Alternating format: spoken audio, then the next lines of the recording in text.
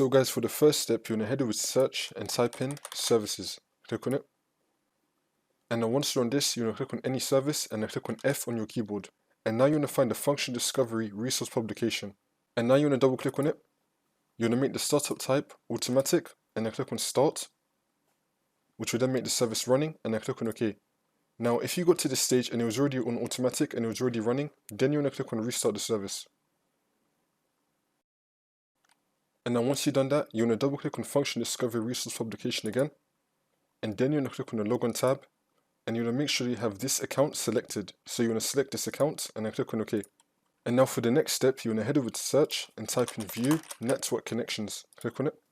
And now once you're on this, you want to find your network adapter, you want to double click on it, and then you want to click on properties, and then you want to scroll down and make sure that you have Internet Protocol version 6 unticked. So you want to untick this and then click on OK. And now for the last step, you want to head over to search again and type in turn Windows features on or off. Click on it. And now once you're on this, you want to scroll down until you find SMB 1.0 file sharing support. You want to tick this, make sure this has been enabled, and then click on OK. Wait for this to install. And now once you've done that and you complete all the other steps in the video, you want to click on restart now. Now if you already had this installed, then you just want to restart your computer anyway. So restart your computer. But if you didn't already have this installed, then you want to click on restart now, and then the problem should be fixed.